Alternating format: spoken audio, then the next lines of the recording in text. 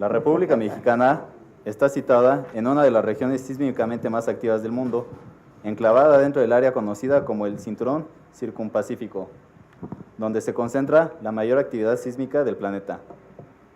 Las particularidades del suelo en el que se ubica nuestra ciudad es producto de nuestra historia, y el 19 de septiembre ha quedado registrado en la historia por dos grandes sismos que han sacudido a la Ciudad de México, con magnitudes de la escala de Richter de 8.1 en 1985 y 7.1 en 2017. Estos sismos han sido un elemento fundamental para conocer el comportamiento de las estructuras y mejorar nuestros reglamentos y normas. Para hablar de estos temas, hemos invitado al panel titulado Sismos del 19 de septiembre, un enfoque desde la ingeniería a reconocidos profesionales de la ingeniería civil, a quienes les agradezco que hayan aceptado la invitación de nuestros capítulos estudiantiles. Para presentar a nuestros panelistas y moderar este panel, les doy la palabra al maestro Carlos Herrera, jefe de la carrera de Ingeniería Civil. Muchas gracias, Eric. Muchas gracias. Muy buenas noches a todos nuevamente. Gracias por acompañarnos. El tema, desde luego, es muy interesante. Voy a omitir la parte de leer las semblanzas curriculares para dar más tiempo al panel. A todos se las hemos repartido. Baste decir que les agradezco a los capítulos que me permitan sentarme entre cuatro distinguidísimos ingenieros y profesionales de la ingeniería civil: el doctor Francisco Sánchez Sesma, el ingeniero Ricardo Pérez Ruiz, el maestro en ingeniería Javier Ribé Martínez de Velasco y el doctor Fernando Vera Vadillo.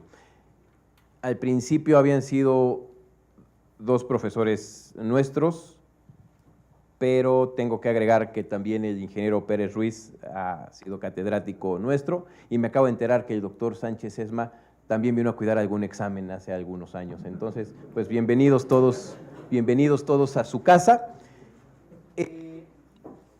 Entonces, para poder dar más tiempo a nuestros panelistas, seguro esto estará muy interesante. Me brincaré la parte de las semblanzas curriculares, todos las tienen. Les agradezco a los cuatro que hayan aceptado la invitación. Estamos muy honrados y muy contentos de que puedan participar en este panel. Y vamos a dar inicio. Vamos a escuchar las presentaciones de nuestros cuatro panelistas. Son todos alrededor del sismo del 19 de septiembre. Platicaremos de cuestiones generales hasta llegar a cuestiones particulares de estos sismos, y vamos a dejar las preguntas hacia el final de nuestro panel. Doctor Sánchez Sesma, si gusta usted platicarnos. Muchas gracias por acompañarnos.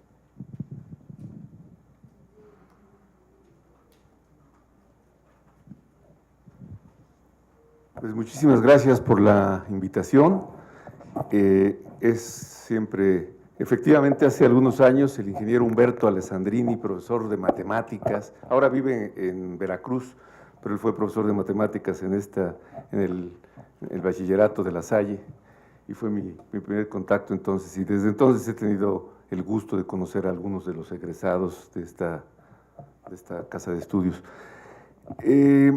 Trataré, en este momento, agradezco la invitación. Estamos trabajando últimamente en estos datos del sismo del 19 de septiembre, 32 años después del otro sismo del 19 de septiembre, y ofrezco una disculpa porque la mayor parte de las láminas tienen información en inglés. No me alcanzó el tiempo de hacer lo correcto hubiera sido traducirlo y tenerlo en castellano, pero lo que sí tengo aquí es información pues casi de primera mano, y que puede ser interesante.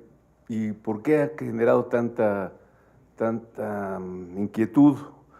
¿Cómo se habla de un temblor que es más pequeño y que genera más daños, o que genera más aceleración? Aquí podemos decir que este terremoto tiene su epicentro cerca de los límites de Morelos y Puebla, de magnitud 7.1, con un área de ruptura de aproximadamente pues, unos 1000 kilómetros cuadrados.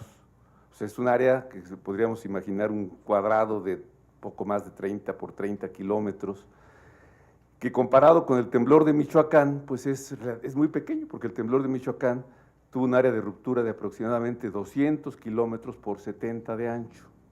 O sea, es mucho mayor el tamaño de la ruptura, pero sí tuvieron diferencias importantes que voy a tratar de mencionar. Para hacer un terremoto pequeño, sus efectos se debe, magnificados en la Ciudad de México, se debe a que fuera un terremoto muy cercano y se dio ya en el interior de la placa subducida. Se dice que se acepta que es por un tirón gravitacional donde la placa misma se rompe, pero por efectos de su propio peso, no tanto por la presión de la subducción, sino por su propio peso.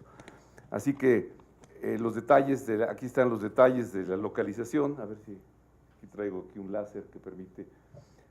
Aquí está el mecanismo focal que indica que es un movimiento de fallamiento normal, donde es un fallamiento de tensión.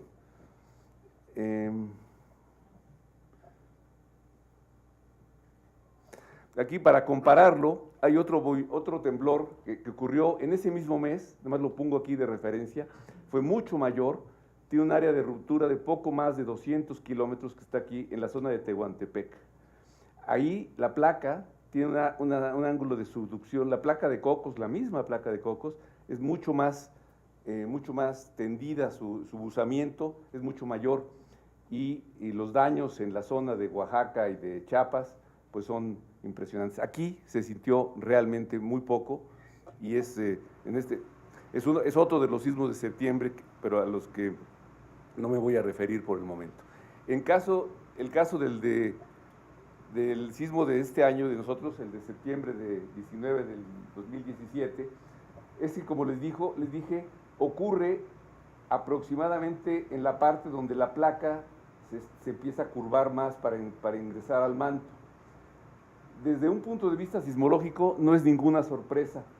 La aceleración máxima en Ciudad Universitaria es de casi 60 gales, 60 centímetros por segundo al cuadrado, y cae bien, está bien predicho por las leyes de atenuación.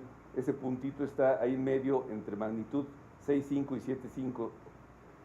Y esos sismos se conocen algunos, aquí están algunos de ese tipo de sismos intraplaca, pero no son demasiado frecuentes, o sea, ocurren pues una vez cada 10, 15 años, pero la particularidad de este sismo es que es quizás el más cercano que ha ocurrido a la Ciudad de México. Aquí están algunos acelerogramas, nada más mostrar la importancia de algunos de los espectros de respuesta que muestran algunas características, sobre todo su energía en cortos periodos, frecuencias altas. Me voy a referir, quizás esta gráfica la voy a explicar un poquito más. Aquí estamos mostrando el espectro de respuesta, que es una construcción, matemática que se usa para representar, para fines de diseño en ingeniería civil, los espectros de respuesta que se parecen algo a los espectros de Fourier, pero esto lo que mide el espectro de respuesta son las máximas fuerzas que se presentan en un oscilador de un periodo dado de oscilación ante un movimiento dado. Así que el espectro de respuesta del sismo del 19 de septiembre de este año en Ciudad Universitaria generó respuestas mucho mayores, prácticamente 4 o 5 veces mayores que el mismo espectro registrado en 1985.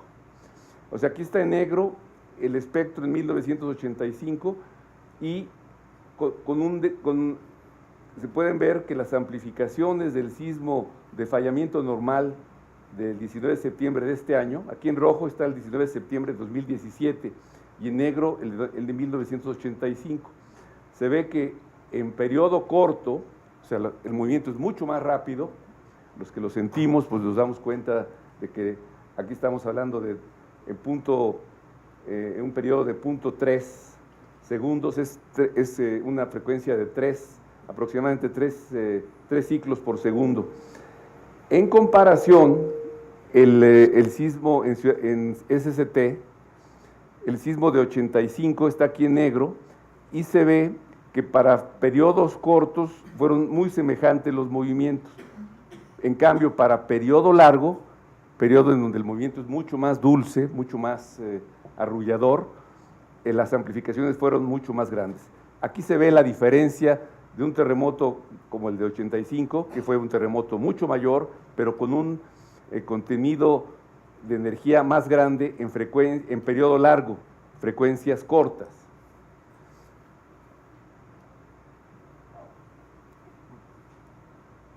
Quisiera relacionar aquí en el 85, tomé estas figuras de la tesis doctoral de Luis Eduardo Pérez Rocha. Él estudió para poder llegar a construir una normativa suficientemente representativa de lo que pasa aquí en la Ciudad de México, ante sismos de subducción. Se pudieron estudiar poco después de 85, 12 temblores registrados en Ciudad Universitaria. Aquí esta línea que están ustedes viendo, este círculo, es un radio de 300 kilómetros hacia Ciudad Universitaria. Y aquí están las áreas de ruptura. Este es el área de ruptura del temblor de 85, este es el gap de Guerrero y otros, aquí están los temblores en el sur, en Oaxaca, y están todos los registros que se registraron en Ciudad Universitaria. Para esos sismos se tienen los espectros de Fourier. Es una transformada matemática de esos espectros que dan una idea de su contenido de energía en distintas frecuencias. Y en línea naranja está el espectro que estimamos como el espectro de la irradiación de la fuente en la Ciudad de México, y que está aquí comparado con esto. Se hizo la normativa de las normas de emergencia y del reglamento de 2000 y los otros reglamentos que se han generado.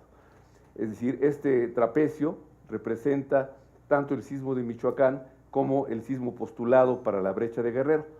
Lo que se conoce menos es que aquí también, en esta gráfica de un artículo que hicimos con el doctor Emilio Rosenbluth, está el espectro estimado para los sismos de fallamiento normal.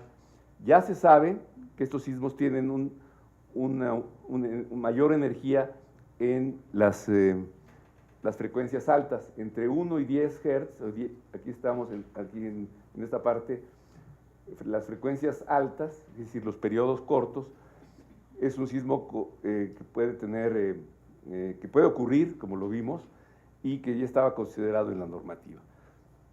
Lo que, muy rápidamente, aquí les muestro una de las características del Valle de México. Aquí está lo que era el antiguo lago, y esta es la zona de Xochimilco y Chalco, y por aquí está Texcoco. Mucho de esto ya está seco, pero hay algunas partes donde se sigue conservando su origen lacustre. Aquí menciono algunos sismos de fallamiento normal relativamente cercanos.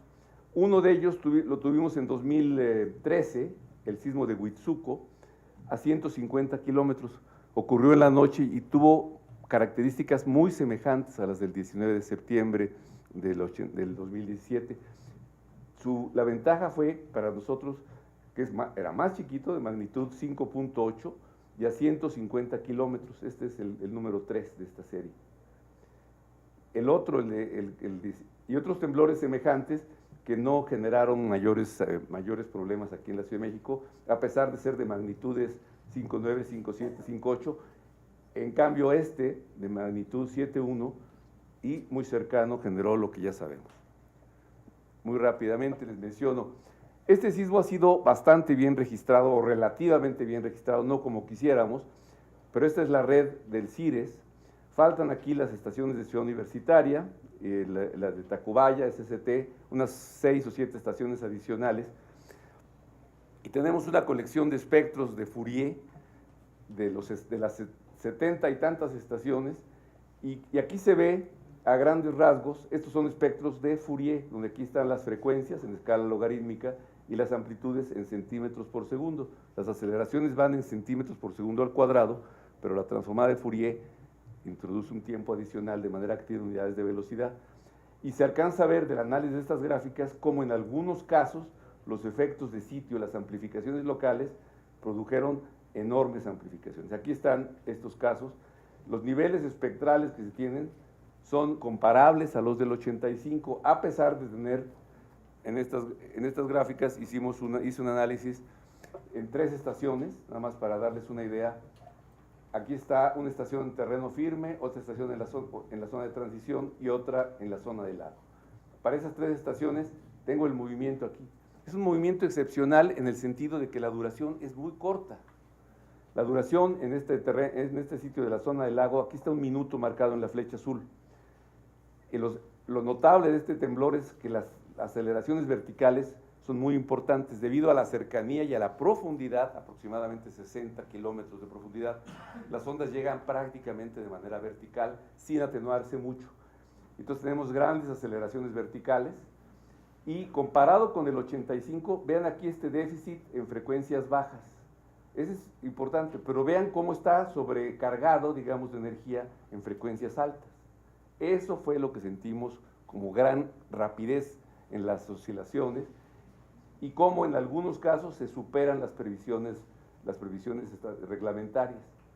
Quizás la experiencia hará ver que tendrán que revisarse los niveles.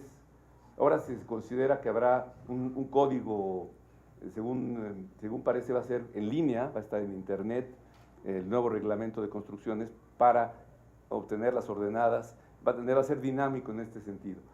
Aquí vemos que aún en la zona del lago, en la zona de terreno firme, se sobrepasaron algo las previsiones reglamentarias en periodo muy corto. Muy rápidamente, en la zona de transición pasan cosas como se ve el déficit en baja frecuencia, pero justo en las frecuencias en donde empieza a reducirse el espectro, entra a funcionar un efecto de sitio excepcional. La duración sigue siendo, sin ser excepcional, es una duración normal para ese tipo de terremoto. Aquí las aceleraciones verticales se ven relativamente pequeñas comparadas con el movimiento horizontal, que sí se amplifica mucho, y un efecto de sitio muy considerable por esa zona de transición, en donde los periodos son típicamente de 1 segundo. Y en cambio, en la zona del lago, ahí sí vemos en la zona de terreno blando cómo aquí aparecen esas 3 flechas, 3 minutos. La duración del movimiento de ingreso es de 1 minuto más o menos, y otros 3 minutos de duración. Y se ve cómo las ondas superficiales y se aprecian 3 paquetes de energía en el cual hay enormes amplificaciones, y también se ve que se superan algunas de las previsiones reglamentarias. Esto está en revisión y espero que pueda tomarse en cuenta. En este caso, la mayor parte de los daños ocurrieron en la zona de transición. Comparado con el 85, aquí superpuse las 2 gráficas, se ve que en la zona de 85 los daños fueron más hacia la parte de periodos de 2 segundos, en la parte del lago más profundo, y en la zona de transición menos. La colonia del Valle, por ejemplo, del 85 prácticamente no fue afectada, y en cambio en este sismo sí, y aquí están algunos de los sismos, de los daños que se registraron. En la tesis doctoral de Pérez Rocha, podemos decir que fue una tesis que es una tesis predictiva, que es un logro en su tesis. Él logró predecir que para un sismo de las características de que estamos hablando, esto lo hizo él en 1987, cuando se recibió de doctor, él hizo que en un escenario que las ordenadas espectrales para un periodo de 1 segundo superarían del punto 75 G en esta zona, que coincide precisamente con la zona dañada. Aquí estoy mostrando algunos daños, básicamente en estructuras que aparentemente antes del sismo se veían muy bien, muy ordenaditas, muy bien hasta pintadas. Se vio que los defectos estructurales de planta baja débil, algunas irregularidades que los dueños por alguna razón simplificaban o quitaban algunos muros porque decían aquí necesito espacio, se ve que la naturaleza se lo cobró porque las fuerzas no fueron bien resistidas. Aquí está otra vez la gráfica de Luis Eduardo Pérez Rocha con la distribución de los daños, y entonces se ve que esa gráfica, pues en su tesis doctoral de 1987, es realmente premonitoria de lo que podría haber sido, de lo que pasó, pues. Y aquí hay algunas otras predicciones. Aquí está usando el mismo método de Pérez-Rocha, se han hecho estas estimaciones numéricas y estas son estimaciones que se han hecho con mediciones en el campo. Aquí están otros aspectos de respuesta que por ahora que muestran pues la importancia de los efectos de sitio. Y voy a mencionar un detalle que se está estudiando. Estamos estudiando un modelo de cuña en el cual se puede encontrar una solución analítica para ciertas características de esta cuña y bajo ciertas condiciones es posible identificar en la solución de la cuña las ondas de Love. No voy a entrar en la parte matemática, es bastante divertida, pero no nos alcanza el tiempo para verlo ahora. Lo que sí se puede ver que este modelo permite mostrar cuando la cuña se hace más y más tendida, estos son 2 grados y esto es 0.5 grados, empieza a emerger el modelo unidimensional, pero se ve la formación de ondas superficiales en los bordes del depósito. Para datos ya en la Ciudad de México, usando esta solución matemática, estamos viendo que el modelo unidimensional, que es muy útil, pero es sobresimplificado, no predice las cosas que estamos viendo aquí en azul, que son las ondas superficiales emitidas que se generan por el aumento en la profundidad, y esto pues nos permitirá tener predicciones mucho más certeras, esperamos, del movimiento del terreno. Unas simulaciones numéricas nos muestran, esta es una cuña de 4 grados, cómo el movimiento es muy selectivo a ciertas profundidades y empieza, este es con un pulso muy sencillo que es la excitación de 2 segundos o de 0.5 segundos.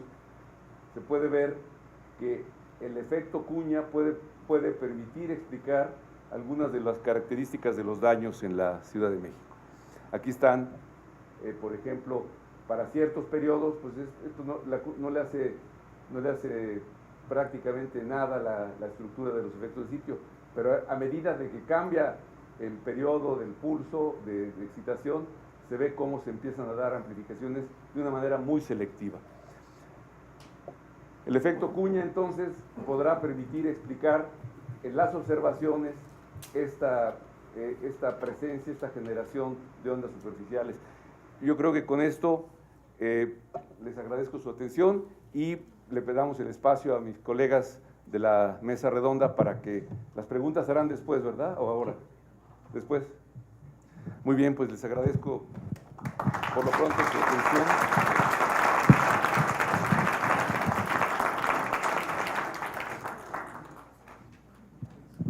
Muchas gracias, doctor. Muy interesante, sin duda. Voy a hacer la palabra al ingeniero Ricardo Pérez Ruiz para eso. Perfecto, gracias.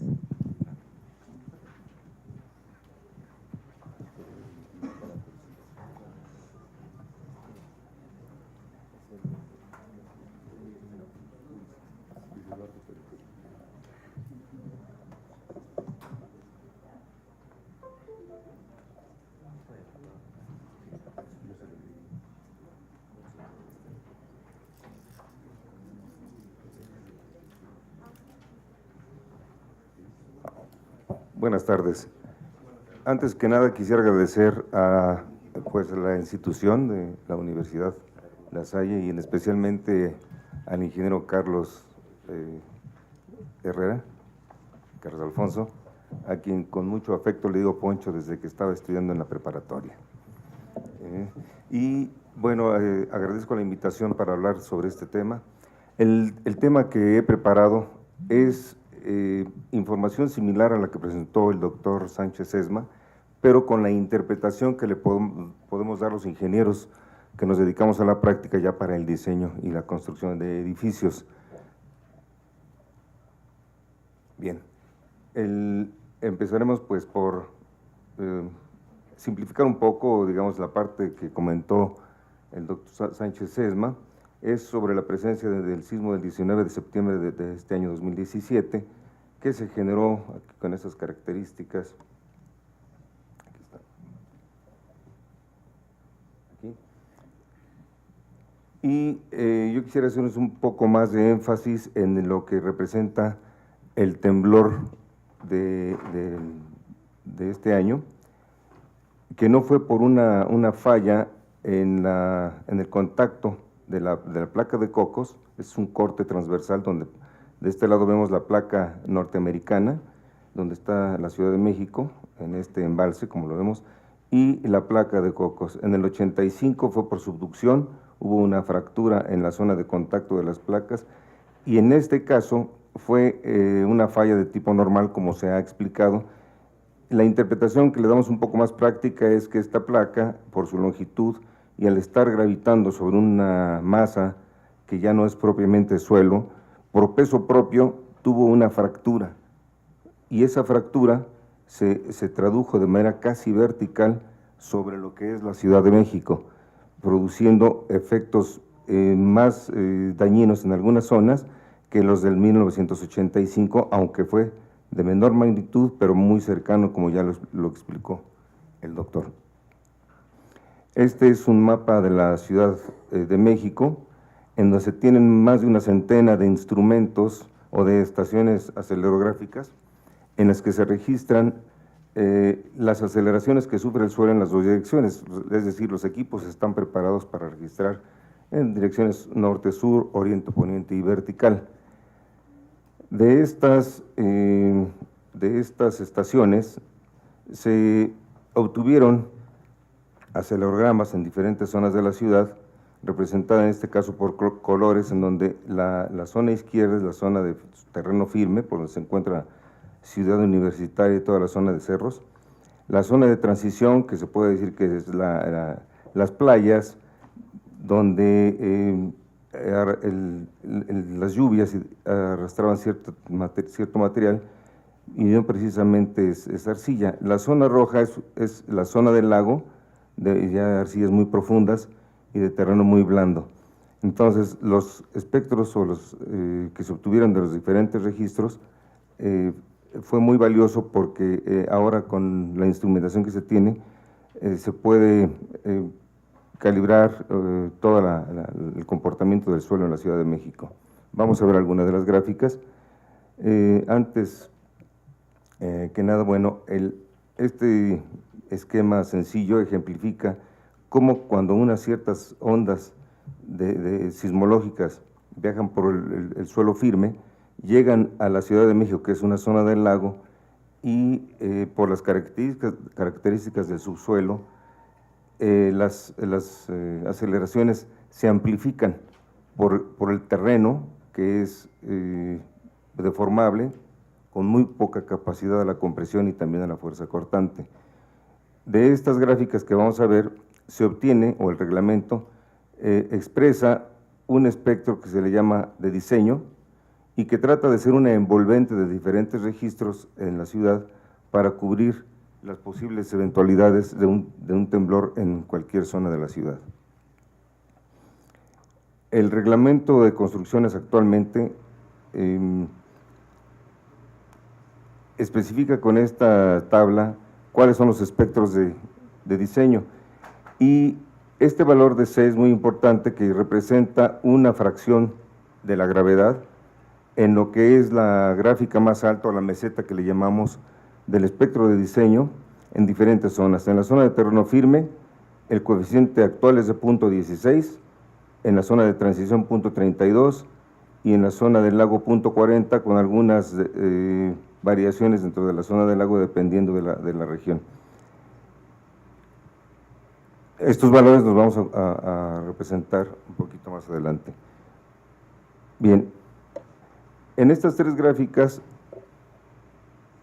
lo que les voy a presentar son los espectros de respuesta, que también ya los comentó el doctor Sánchez Esma, que se obtuvieron en la zona 1, la zona firme. La gráfica del lado izquierdo corresponde a la estación de la Ciudad Universitaria. En el lado derecho es en la estación de la Fundación Barrosierra, y esta es la estación Tacubaya. se comparan los sismos o las aceleraciones que tuvieron los sismos del 85 contra el del 2017, y tal como lo comentó el doctor Sánchez Sesma, la aceleración ocurrida en la zona 1 rebasó las aceleraciones que se tuvieron en el año del 85 en la zona de terreno firme, casi en todas las estaciones donde se registró. Esto trajo como consecuencia que se haya sentido muy fuertemente y también vertical en donde se tuvieron, digamos, Ciudad Universitaria, el lado poniente, y las edificaciones que más pudieron haber sufrido daños son las de un periodo muy corto, es decir, edificaciones muy rígidas. Este espectro también es muy importante porque fue el que se registró en el 1985 en los edificios de la Secretaría de Comunicaciones y Transportes, SST. Aquí el espectro del 2017 no rebasó el del 1985, sin embargo, el periodo máximo en el 85 se registró para un periodo del suelo de aproximadamente 2 segundos. Las edificaciones que en el 85 sufrieron mayores daños tenían un periodo de oscilación similar al del suelo. En este caso, aunque la cota máxima, la aceleración máxima del 2017 es menor que la del 85, se puede apreciar que hay una reducción en el periodo de oscilación del suelo. Asumimos que se debe a la extracción del agua de su suelo en 32 años. En 32 años que se sigue extrayendo agua del subsuelo y que se seguirá extrayendo, asumimos que el suelo se ha consolidado y es menos flexible que hace 32 años. Por esa razón, el periodo de oscilación ahora del 2017 registra menos amplitud que los 2 segundos. Este tipo de consolidación del suelo puede traer como consecuencia que edificios de menor altura tengan daños más severos. No ocurrió porque la aceleración en esta zona fue menor que la de 1985. Sin embargo, en algunas zonas del lado sur de la ciudad, en este caso tenemos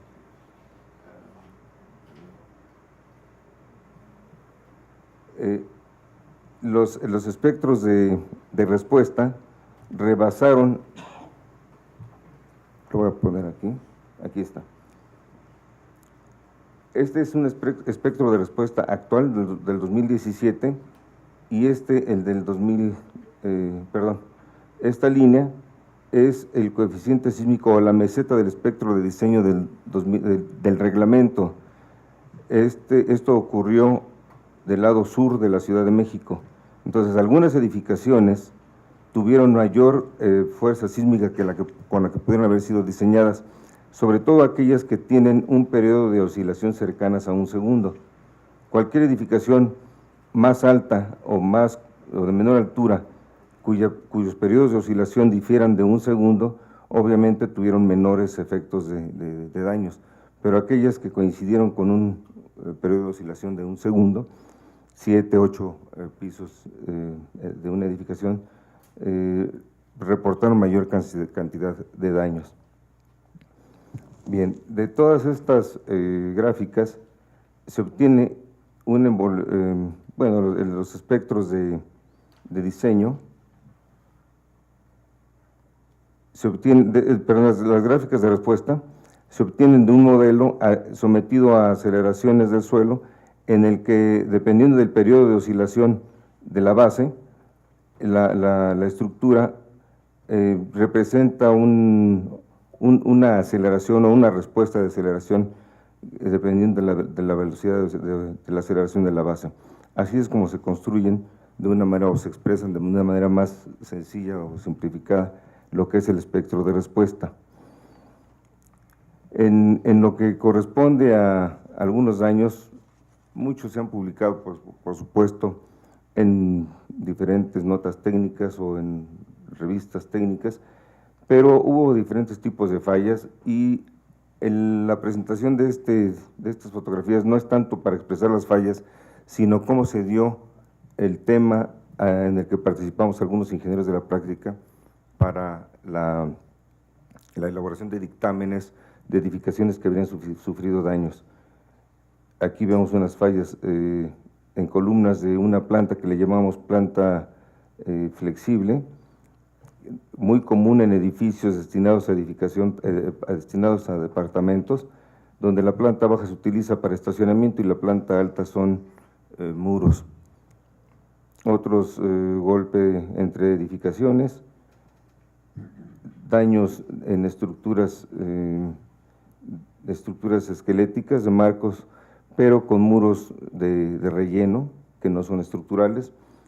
Y este edificio, por ejemplo, fue sujeto de 3 o 4 dictámenes que se hicieron por parte de diferentes instituciones y cada dictamen arrojó diferentes conclusiones. La preocupación que tuvimos nosotros y que está pasando en la Ciudad de México es que la cantidad de dictámenes que se han hecho, no todos han sido muy soportados técnicamente. Aquí, por ejemplo, en este edificio, las personas que hicieron el dictamen recomendaron apuntalar el edificio con polines. Los polines son postes de madera de sección muy delgada, cuando mucho 10 por 10 centímetros, 7 por 7, que tienen una resistencia muy baja a la compresión. Entonces, si las columnas están dañadas o fracturadas, la colocación de polines, que es una solución o una propuesta muy temeraria, no es ninguna solución para asegurar la vida o la integridad de las personas que habitan este edificio. Simplemente es una cuestión paliativa para crear cierta seguridad, y lo que preocupa ya en el medio de la práctica es las diferentes recomendaciones que se dan para asegurar a las personas que habitan una edificación que están seguras o que viven deben sentirse con tranquilidad cuando sus edificios efectivamente no tienen esa seguridad. Este es un tipo de daño muy común en edificios cuyos muros no han sido de carga, solamente muros de relleno, divisorios, y que no representan ningún riesgo, solamente se tienen que hacer reparaciones locales. Es un edificio de planta baja con columnas que afortunadamente se prolongan hasta la azotea, y que también otra solución en este edificio se dio con puntales de polines que no representan ninguna seguridad para la edificación. Una vez que se hicieron los dictámenes, surgieron 3 instituciones que son encabezadas por CEDUBI, el Instituto para la Seguridad de las Construcciones del Distrito Federal, y las sociedades técnicas. Los formatos que elaboraron para hacer los dictámenes se basaron en las actuales normas del Reglamento de Construcciones para el Distrito Federal, que especifica muy bien toda la metodología que se debe seguir. Y los dictámenes que se hicieron, con esto concluyo, fueron coordinados por estas instituciones, la Sociedad Mexicana de Ingeniería Estructural reunió a más de 700 ingenieros, encabezados por expertos para poder hacer brigadas. Obviamente había en las brigadas arquitectos o estudiantes y directores responsables de obra y corresponsables en seguridad estructural. Hubo 3, los formatos dictaban o llegaban a la conclusión de tener 3 tipos de resultados: edificaciones sin riesgos que podían ser habitadas, edificaciones que deberían ser reforzadas o edificaciones que deben ser demolidas. Sin embargo, la disparidad y la discrepancia entre los diferentes dictámenes ha obligado a algunos propietarios, y algunos que no fueron censados, obligaron a algunos propietarios a obtener nuevamente dictámenes por varias razones. Una de ellas también para estar seguros de su edificación, y porque en el gobierno está ofreciendo apoyo económico para la reparación de aquellos edificios cuyos dictámenes digan que se debe reforzar. Finalmente, en donde se deba reforzar, la norma actual exige que cualquier edificación que se tenga que reforzar debe ser bajo las condiciones y las exigencias de la actual normatividad. Esto trae como consecuencia grandes inversiones para algunas de las personas que tienen edificios dañados y se tiene también la duda si es más conveniente reforzar o demoler. Eso depende también del proyecto que se ejecute para ello. El tiempo ha sido un poquito apretado, pero este tipo de presentación la quise hacer enfocando la parte sismológica a la práctica del diseño y lo que ocurrió en el grupo de las inspecciones. Pues muchas gracias y quisiera ceder la palabra a Francisco Ribé, que nos va a platicar, al parecer, una continuidad de este tema, presentando fotografías de edificios dañados y también algunas conclusiones sobre reparaciones y comportamiento. Muchas gracias.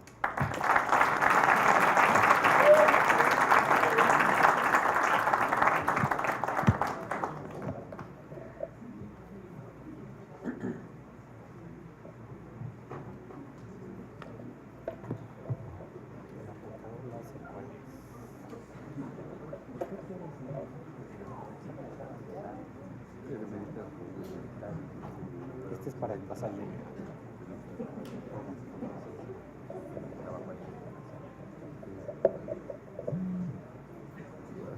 Pues hizo la ceremonia, soy emérito desde siempre, realizaron desde enero de 17 años, yo soy investigador nacional. Buenas noches.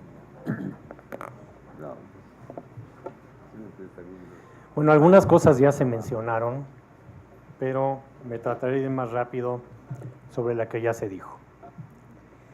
El sismo del 19 de septiembre del 2017 tuvo una magnitud de 7.1 grados, que eso no fue tanto lo importante, sino más bien la aceleración que tuvo el temblor.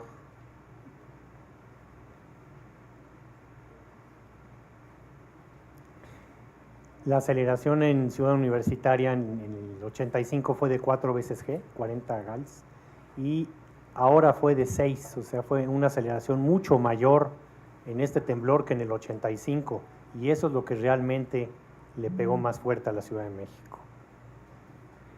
Me gustaría que vieran este mapa. En este mapa están representados todos los temblores que ha habido a lo largo de la historia del país en los últimos 100 años, y están manejados con colores, y ahí está la fecha en donde ocurrió cada temblor. Aquí vemos el del 85 en Michoacán, en fin, todos los temblores que ha habido a lo largo de la historia. Aquí donde no había temblado fue el sismo del 7 de septiembre del 2017 de 8.1 grados. Y fíjense que el único lugar en donde falta por temblar, donde hace más de 100 años que no tiembla, es ahí, un lugar que se llama la Brecha de Guerrero. En ese lugar se espera un sismo muy fuerte, que es con uno de los temblores con los que está diseñado el nuevo reglamento de construcciones que está por salir en estos días. Se espera un sismo muy fuerte, no se puede predecir la magnitud, pero se piensa más o menos que es un temblor de 8.4 grados y situado en línea recta de la Ciudad de México como a 250 kilómetros. Entonces, pues es el único lugar que falta y pues a lo mejor no tarda.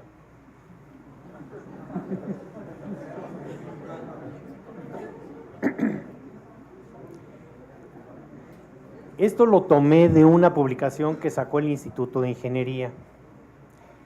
Pero lo importante es, lo que se comenta aquí son los incrementos de aceleración que se sufrieron al llegar a las arcillas del Valle de México. Déjenme recorrerle porque esto ya lo vimos. Y ahorita me regreso ahí. La Ciudad de México, para entenderlo más fácil, está una parte de la Ciudad de México sobre un tazón de arcilla. La zona de lomas, la zona de transición y la zona del lago, donde están las arcillas más profundas. Pero el problema de esto es que empieza el temblor, empiezan las ondas sísmicas y al llegar a las ondas sísmicas se van atenuando en la zona del lago, en la zona de lomas, perdón, se van atenuando, pero cuando llegan a las arcillas del Valle de México, las amplifican, le pegan como si a una taza de café le pegaran, se amplifica muchísimo el movimiento. Y eso es lo que pasó ahora en este sismo y en el del 85 también. Se amplificaron los movimientos de las arcillas y el movimiento llegó a ser muy fuerte en algunas partes de la Ciudad de México.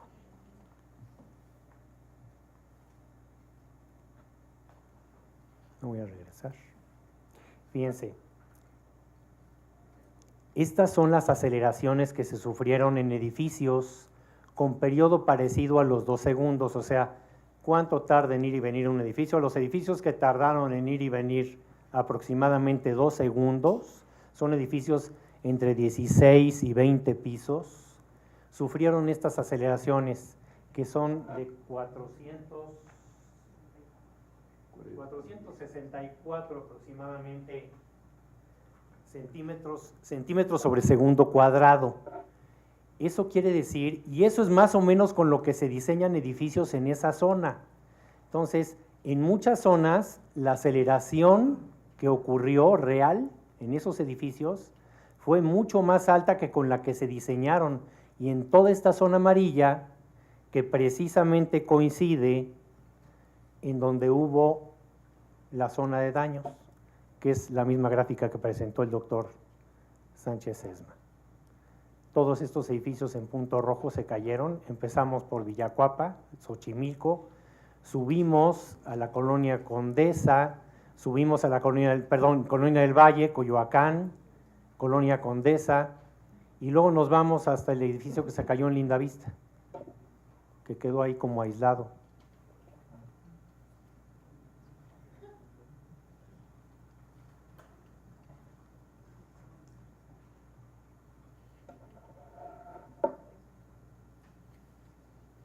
Y bueno, esta es la explicación que ya se ha dado de, existen edificios que tienen un cierto periodo de vibración, que son altos, otros edificios bajos que tienen otro cierto periodo de vibración. Hace poco se hizo viral un video del ingeniero García Jarque, en donde explica precisamente esto, seguramente todos ya lo vimos, ¿no?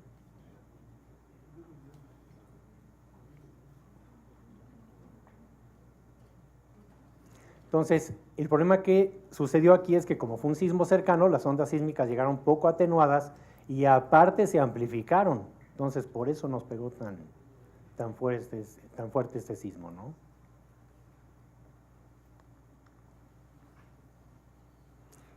Hay algo también muy importante. La filosofía del reglamento de construcciones permite que los edificios que estén sometidos al sismo de diseño, o sea, el sismo más fuerte que puede haber con el que se diseñan, puedan sufrir daño. Entonces, no necesariamente un edificio que se haya dañado en cuestiones no estructurales o inclusive estructurales estaba mal diseñado. O sea, el reglamento permite, y les voy a leer lo que dice el reglamento, dice: los requisitos de estas normas son las normas técnicas de sismo del 2004. Tienen como propósito obtener seguridad adecuada tal que bajo el sismo máximo probable no habrá fallas estructurales mayores ni pérdidas de vidas, aunque pueda presentarse daños que lleguen a afectar funcionamiento del edificio y requerir reparaciones importantes. Esto es muy importante, el reglamento permite que haya daño, de lo contrario sería totalmente incosteable construir una estructura, un edificio. De lo que me tocó revisar, les voy a platicar un poco. Me tocó ir al edificio de la Asamblea Legislativa, ahí en el centro de la Ciudad de México, un edificio que tiene más de 100 años y no le pasó absolutamente nada. Ahí dejaron los legisladores que se salieron corriendo, dejaron sus platos de comida, estaban echándose su desayuno. El golpeteo de edificios fue muy importante. Este señor había puesto su acabado a base de ladrillitos en su muro, llegó el edificio de junto, lo golpeó y fíjense cómo no se fracturó el muro, pero todo lo que es el acabado que le acababa de poner se vino abajo. Edificios que quedaron prácticamente inservibles. Vean este edificio que era de muros de carga, este no tenía columnas. Vean cómo quedaron los muros sobre el suelo, totalmente destrozados. Este es un edificio en la colonia Portales. El daño que se suscitó en la colonia Portales es importantísimo. Hay cantidad y cantidad de edificios en estas condiciones. Me tocó ir al Museo de Antropología. El Museo de Antropología no sufrió daños, pero varias piezas se les cayeron y se rompieron. Muchísimas. Este es un daño estructural muy importante que se dio en un edificio en Calzada de Tlalpan. Fíjense cómo están dobladas las varillas, porque esta columna estuvo a punto de fallar en compresión. Y arriba sí falló por compresión. Es un edificio que se hizo sándwich. Y aquí no le pasó nada en este extremo, porque esas columnas alguien algún día se les ocurrió reforzarlas. Estaban forradas con placa metálica. Entonces, estas columnas no les pasó nada y todo lo demás se vino abajo. Me tocaron cosas curiosas. Me tocó ir a ver un convento, un monasterio de hermanas clarisas. Son monjas que son de clausura, se dedican toda su vida a la oración y no salen nunca jamás del monasterio. Entonces, fui de los pocos hombres que ha entrado al monasterio. Estoy ahí en la celda de la monjita. Nunca había entrado un hombre a esa celda. Y fíjense los daños que tiene, que se presentaron. Está en la calle de Goya, ahí muy cerca de la Universidad Panamericana. Otro caso de golpeteo de edificios, fíjense, este edificio, esto que se ve aquí atrás, es el edificio colindante, el edificio de junto. Golpeó, que tenía un elemento saliente, una trave que sobresalía, golpeó al muro del edificio contiguo y le hizo prácticamente un boquete. Edificios en donde uno pasa por fuera, pero no se ve nada, y al entrar el daño es muy importante en elementos no estructurales. Gente que estaba muy preocupada porque hace cosas muy arriesgadas, una casa en Bosques de las Lomas. Este señor decidió que no tenía un jardín suficientemente grande y decidió ampliarlo hacia la barranca. Se diseñó y se diseñó bien y quedó bien, pero este señor lo primero que hizo fue hablarme 50 veces para que fuera a ver su terraza, porque tenía mucho miedo de que algo le hubiera pasado, ¿no? Así tendría la conciencia. Y bueno, y los daños que ya hemos visto muchísimo, edificios que se colapsaron. Los edificios que se colapsaron en general o tenían un error de diseño muy fuerte o eran edificios muy viejos. Pero realmente los edificios que estaban bien diseñados con el reglamento del 2004 no les pasó prácticamente nada. Tuvieron nada más daños no estructurales. Y ahora, si me ayudas, Eric, les voy a pasar un video.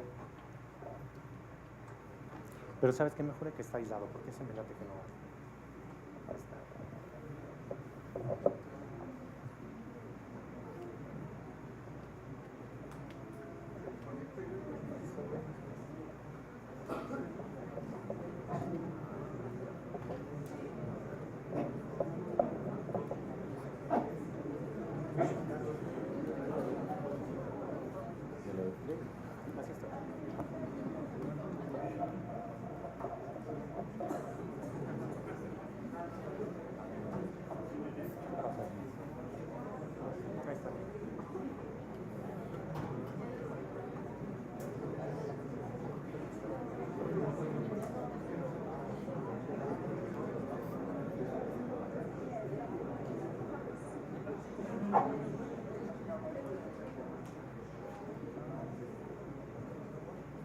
Este es el video, dura 1 minuto, es un video de un edificio en la calle de Puebla, en la colonia Roma.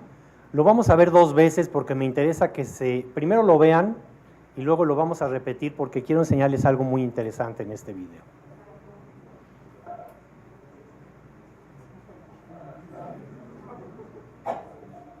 ¿Cómo le haré para ponerle play?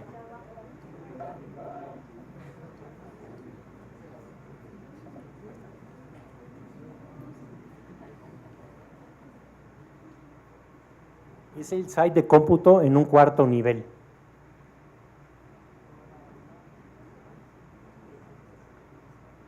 Ahí ya empezó a temblar.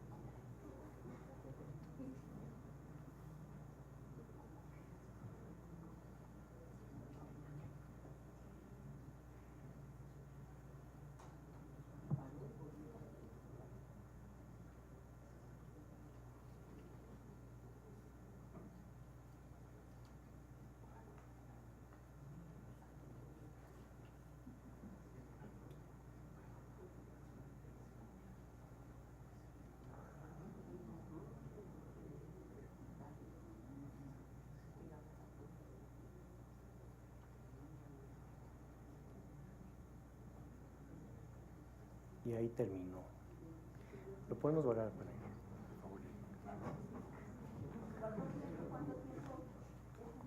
Como 1 minuto más o menos. Vamos a volver a ver porque quiero hacerles notar algo interesante.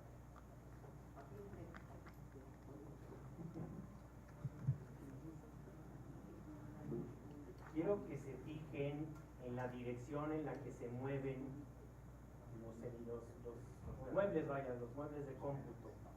Y cómo llega un momento en el que cambia radicalmente la dirección en lo que se mueven los muebles. Miren, ahorita empieza en esta dirección. Fíjense cómo este mueble inclusive hasta se cae. Luego como que empieza en el otro sentido, fíjense cómo se están moviendo así. Y luego para tantito y empieza, pero en el otro sentido se mueven, miren.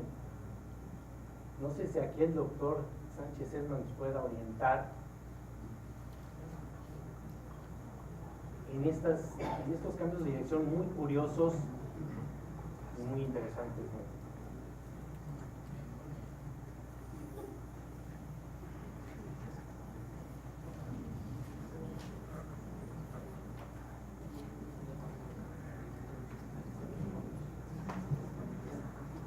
Bueno, pues les agradezco mucho, por mi parte es todo. Gracias.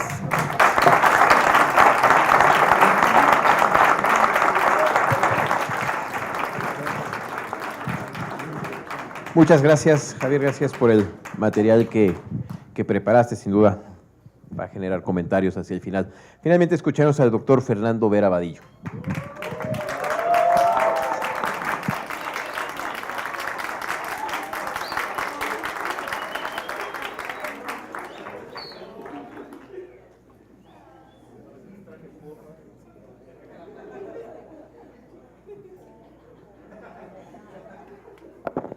Bien, yo voy a ser muy breve, porque me tocó ya la última parte, gracias a Dios. Entonces ya, pero me van a ayudar para que sea realmente breve y para que ustedes me van a ayudar, ¿sí? Voy a dar, la parte que a mí me toca es dar las lecciones aprendidas, y más que lecciones aprendidas voy a hacer una comparativa. Pero antes de decir, para que estén muy atentos y se fijen mucho, voy a contar 2 chistes, pero el primero lo voy a contar cuando hayan pasado 5 minutos. Entonces ya me dicen, ya, 5 minutos y voy a contar un chiste. Y luego, cuando pasen los otros 5 minutos, voy a contar otro chiste, relacionado con la cuestión sísmica. Bueno, entonces corre tiempo, ustedes me van a avisar. No es cierto. 5 minutos. Bien. Lecciones aprendidas, lo voy a poner básicamente en 4 grupos. No me quiero extender mucho porque realmente pues ya ha pasado mucho tiempo, pero en la parte técnica quiero que quede muy claro, me da mucho gusto que vengan aquí los investigadores, porque realmente los ingenieros civiles hacemos perfectamente bien los reglamentos. El reglamento se ha ido actualizando y es un reglamento que está bien hecho y los investigadores hacen muy bien su trabajo.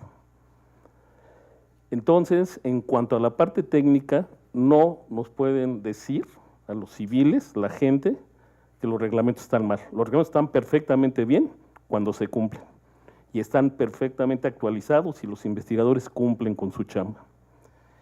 En la parte de la comunidad, me parece ser que voy a ser un poco realista, pero a veces la gente no hace caso de todas las indicaciones que se les dicen y hasta que no sucede algo como esto es cuando se dan cuenta de la importancia de cumplir con todas las normativas, reglamentos y con todo lo que se marca de protección civil, que nunca lo hacen.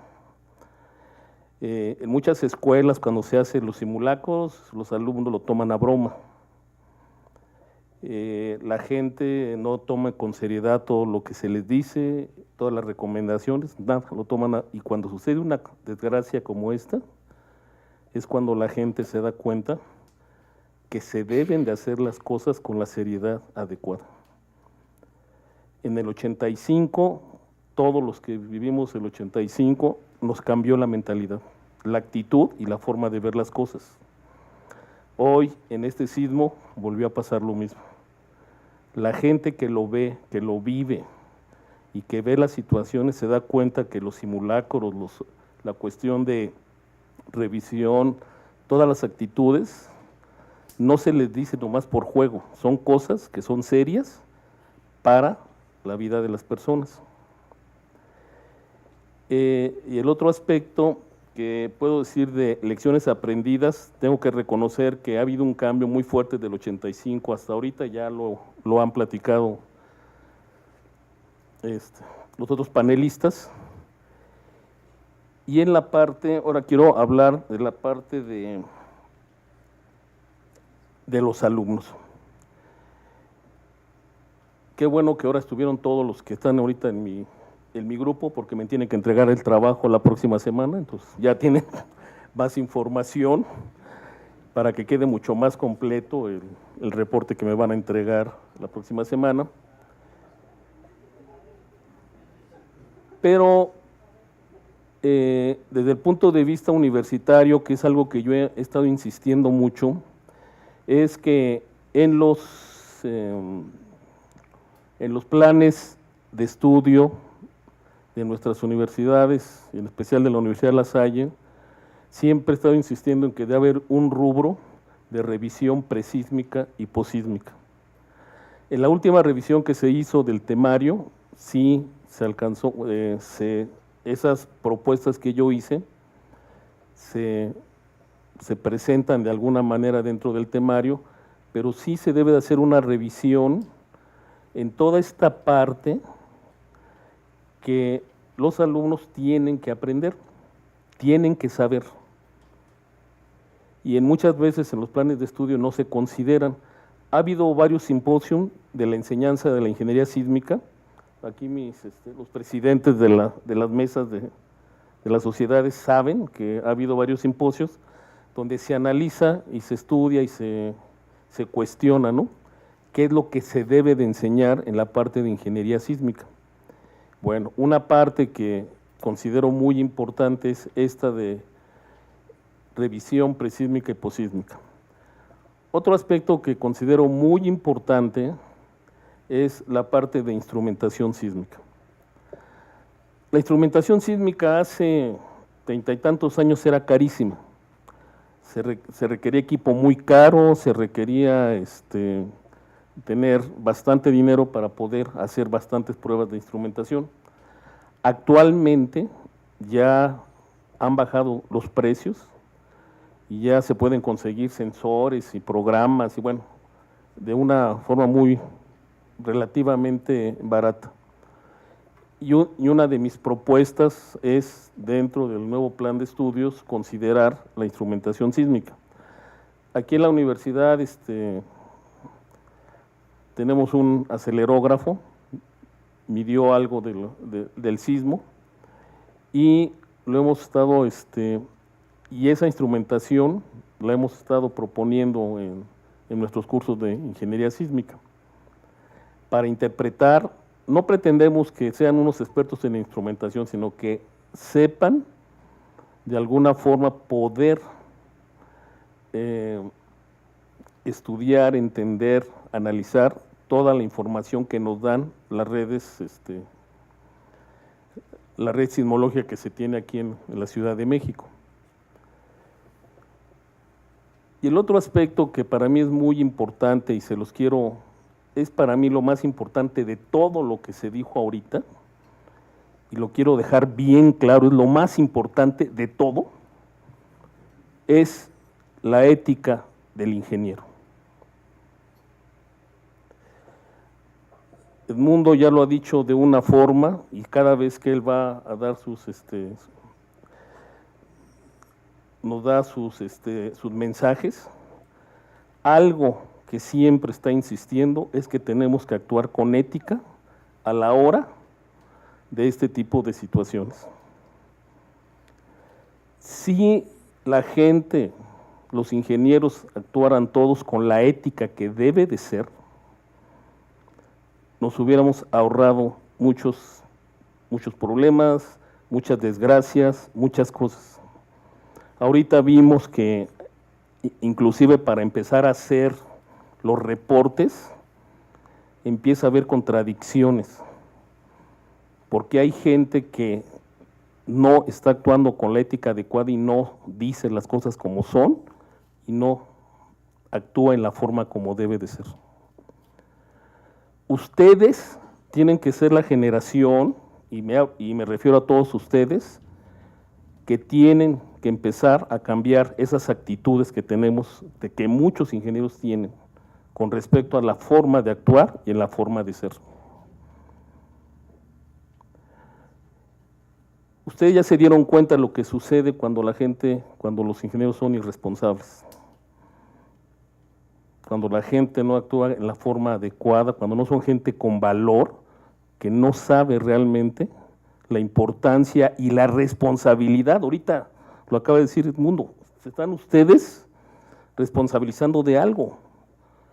Y responsabilidad es dar una respuesta. Estoy aceptando dar una respuesta ante mi actividad, en la actividad que me estoy desempeñando. Es muy importante que se les grabe que se debe de actuar con ética y se deben de hacer las cosas bien. Ahí está el reglamento, está muy claro, lo hemos estudiado en el noveno semestre. Ustedes se han dado cuenta de todo lo que ha sucedido, lo han vivido, y se dan cuenta que cuando la gente no actúa con ética, las cosas no funcionan. Aunque tengamos el mejor reglamento, aunque tengamos los mejores materiales, aunque tengamos lo mejor de todo, si la gente no tiene ética, esto no va a funcionar. Ni va a funcionar el 85, ni va a funcionar esto, ni más adelante. Ustedes tienen esta responsabilidad.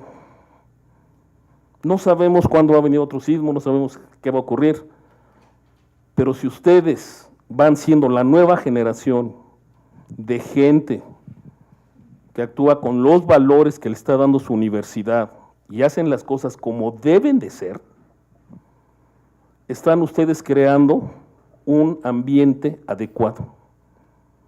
Ya no tengo por qué explicar todas las cosas malas y negativas que sucedieron de esto, pero sí quiero que ese mensaje les quede muy claro. Ustedes son los responsables, si van a ser directores de obras, si van a ser corresponsables, si van a ser si van a estar trabajando de residentes, si van a trabajar de supervisores. Ustedes tienen la responsabilidad, donde estén, que las cosas se hagan bien. Y al final de cuentas, después de todo esto, les va a quedar una satisfacción, créanmelo, una gran satisfacción de decir, yo hice las cosas bien.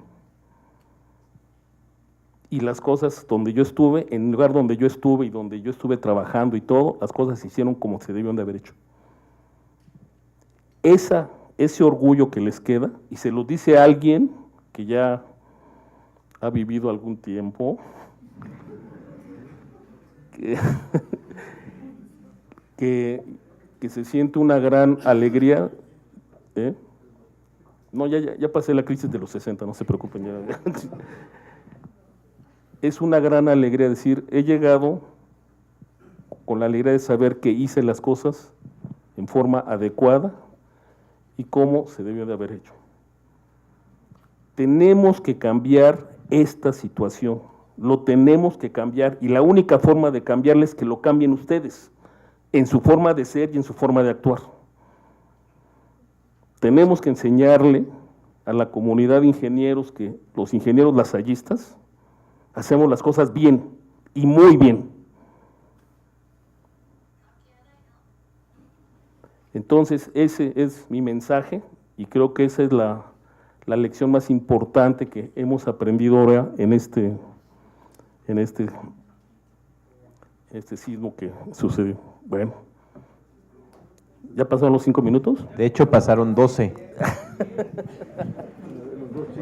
Yo creo que ya fueron los 2. Bueno, les voy a contar, estos chistes son sobre los sismos, y me los contaron en el sismo del 85.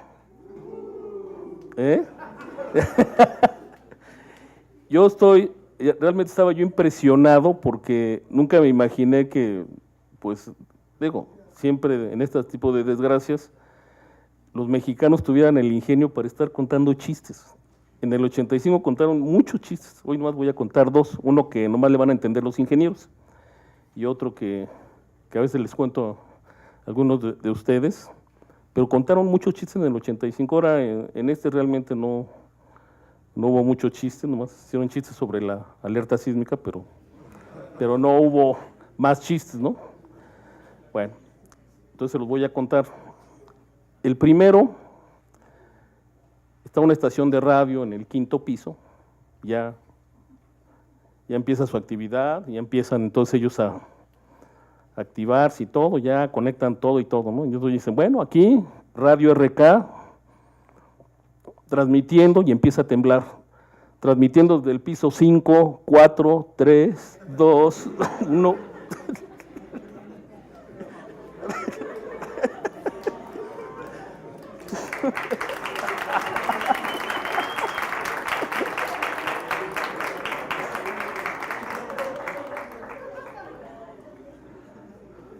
Bueno, y ahí va el segundo para terminar.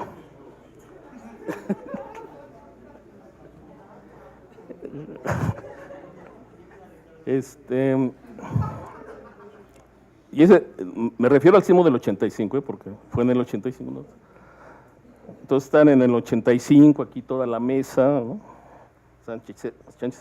Sánchez Esma, y Javier Ribé, ¿no? Ya están. Pérez Ruiz, ¿no? Están ahí discutiendo las partes técnicas del sismo, ¿no? Y entonces deciden invitar a los materiales. Bueno, vamos a invitar a los materiales para preguntarles, a ver, ¿qué pasó con el sismo del 85? Ya los mandan citar, ¿no? Mandan citar al concreto, mandan citar a la mampostería, mandan citar al acero. Ya los mandan llamar, a ver, vengan, vamos a ver qué pasa con ustedes. Ya están, ¿no? Ya están ellos ahí, ya les empiezan a preguntar, ¿no? Así, Ribé así con su voz así ya muy, ¿no? Les dice, a ver, concreto, ¿por qué fallaron en el sismo del 85? ¿Por qué? A ver, explíquenos. Y ya el concreto empieza, no, pues nos pusimos fuertes, tratamos de hacer todo el esfuerzo que se pudo y hicimos lo más que pudimos, pero no pudimos, fallamos. Bueno, está bien. Pues. Luego ya van a llamar a la mampostería. A ver, ¿qué pasó con ustedes? ¿Por qué fallaron? Todo a 45 grados, puras fallas. Y muchas fallas. Bueno. Y tú y la mampostería, no, pues estuvimos haciendo un esfuerzo, le echamos muchas ganas, hicimos todo lo imposible, mis hermanos y yo, cada tabique se estaba agarrando, pero no, fallamos. Dice, bueno, está bien, a ver. Bueno, ahora, al acero, a ver, ¿qué pasó contigo? Dice, no, a mí ni me preguntes porque yo ni estuve.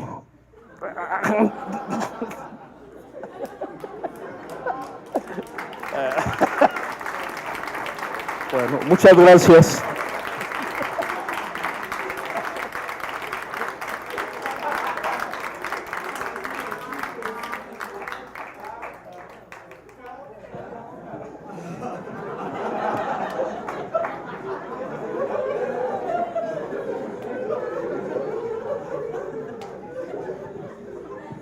Muchas gracias, doctor. Bien, pues hemos dado un recorrido desde la parte de investigación de la ingeniería sísmica, que es la base para los reglamentos y la base para poder construir de manera segura. Pasamos por los efectos que estos sismos producen, las particularidades que tiene nuestra Ciudad de México en cuanto al terreno, las afectaciones y cómo se manifiestan esos sismos en las estructuras, las características del reglamento, el quehacer de los directores responsables de obra y los corresponsales en seguridad estructural, la cuestión ética y una parte divertida, doctor. Muchas gracias otra vez. Tenemos unos pocos minutos para las preguntas que quieran hacer. Quien tenga alguna pregunta, levante su mano, les pasan el micrófono, nada más díganos su nombre y el semestre en el que estudia.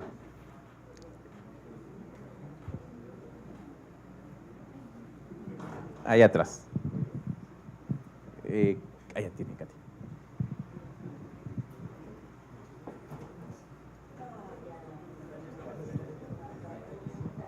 Bueno, buenas noches. Primero que nada, muchas gracias a todos los expositores. Yo tengo una duda en cuanto a un comentario que mencionó el doctor Ricardo Pérez. Se mencionó que la extracción de agua del subsuelo estaba cambiando los espectros de sitio. Entonces, mi duda es en cuanto al diseño.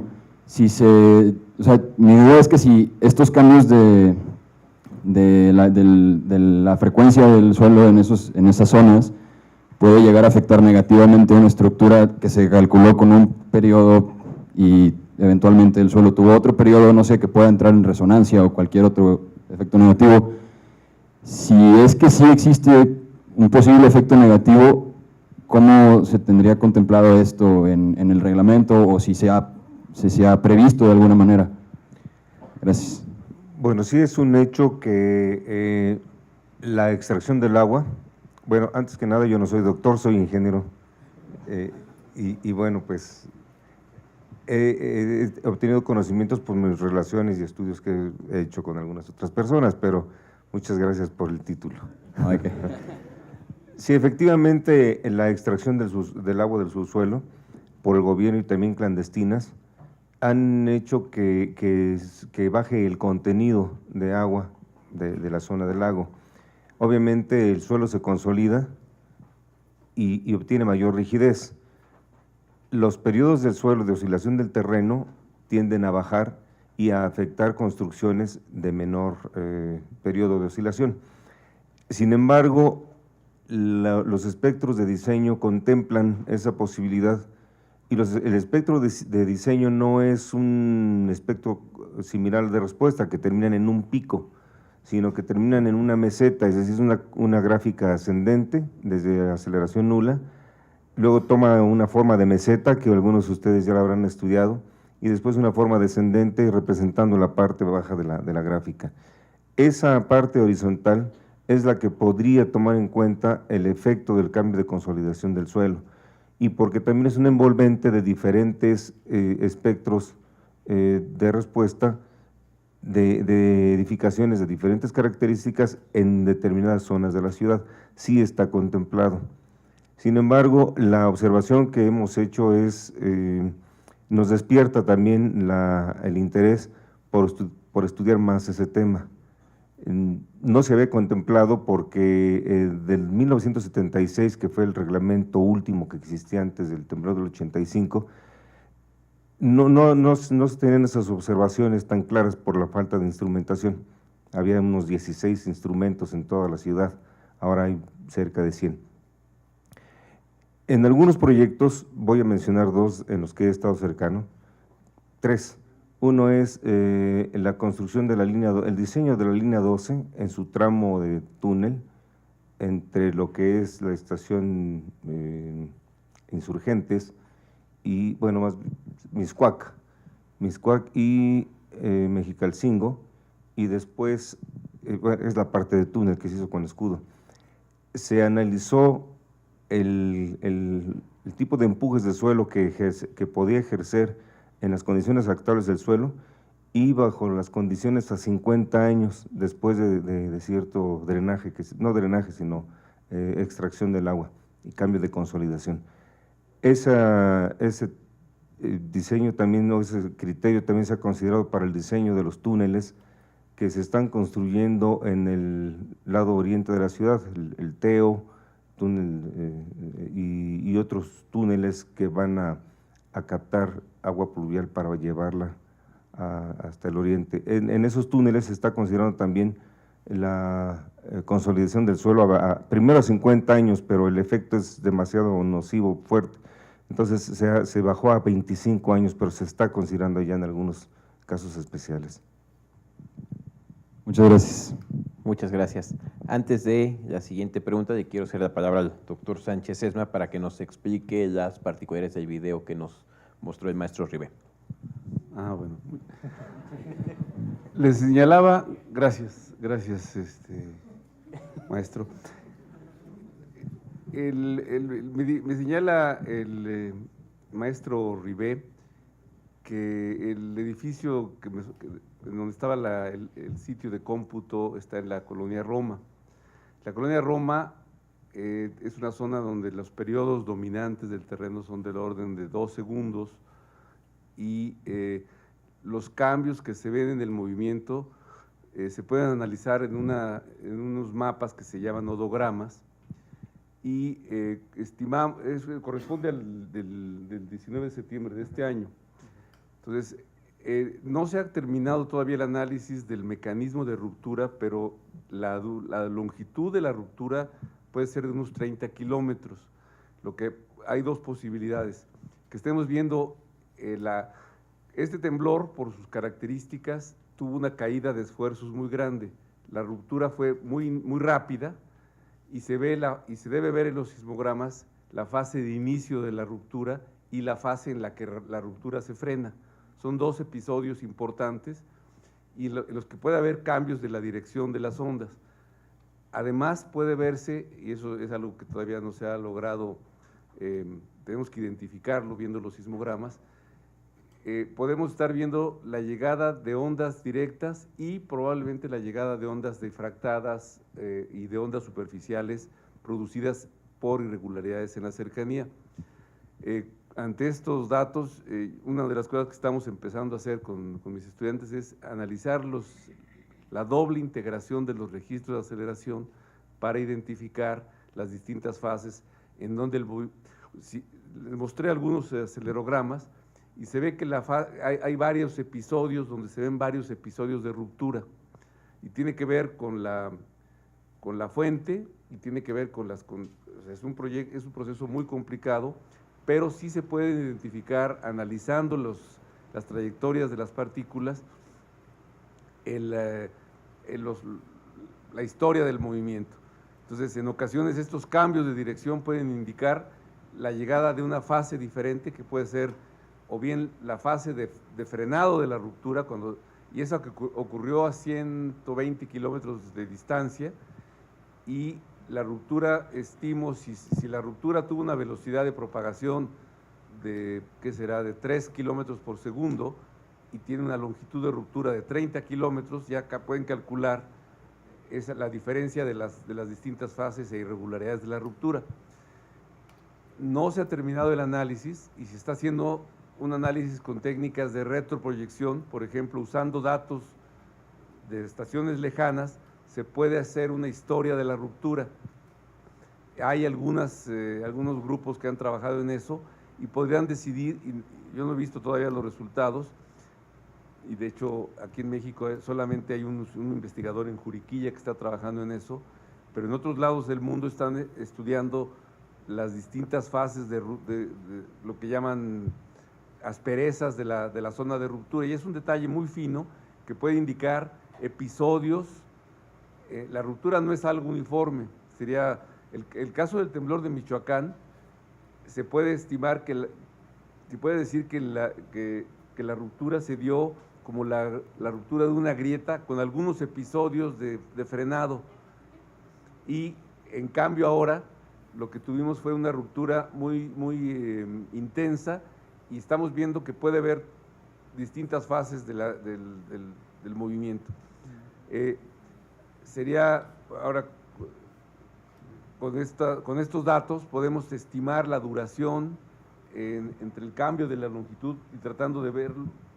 Yo propongo que esto lo podemos platicar con más detalle, viendo los acelerogramas cercanos, la doble integración de los registros y los cambios de la trayectoria de las ondas incidentes en sitios cercanos. O sea, es un análisis casi de detective el que hay que hacer para poder identificar los distintos episodios de la ruptura.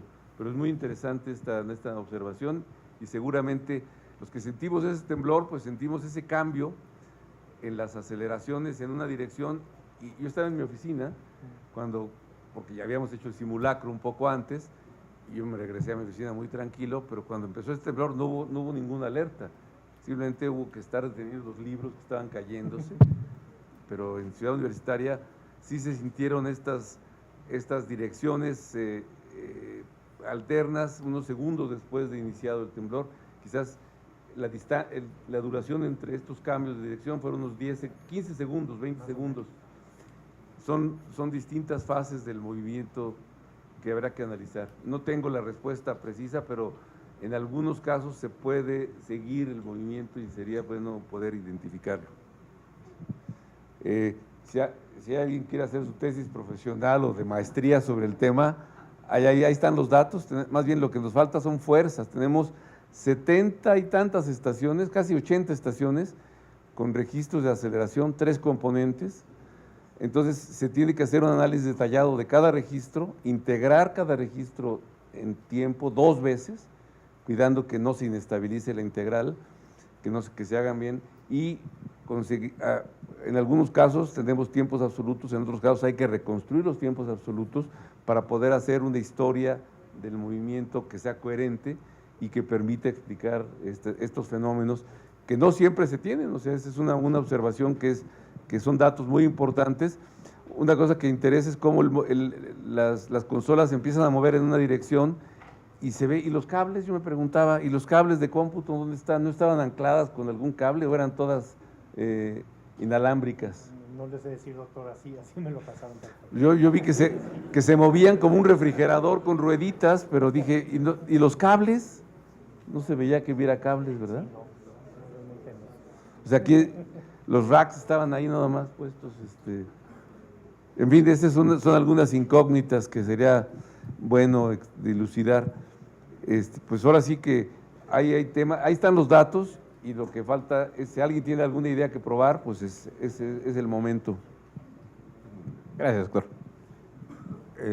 Yo quisiera aprovechar el video que presentó Francisco Javier, porque me hizo recordar que en el 85, los acelerogramas registraron mucho mayor aceleración en la dirección oriente-poniente y no tanto en la norte-sur.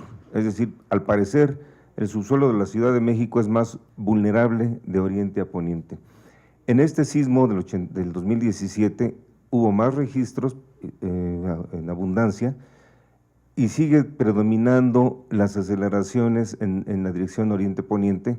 Primero, en el 85 supusimos que como el temblor se había generado en las costas de Michoacán, al viajar el movimiento a través del suelo desde las costas de Michoacán, bueno, pues en la masa, en el subsuelo de la Ciudad de México, el movimiento había sido más dominante en esa dirección.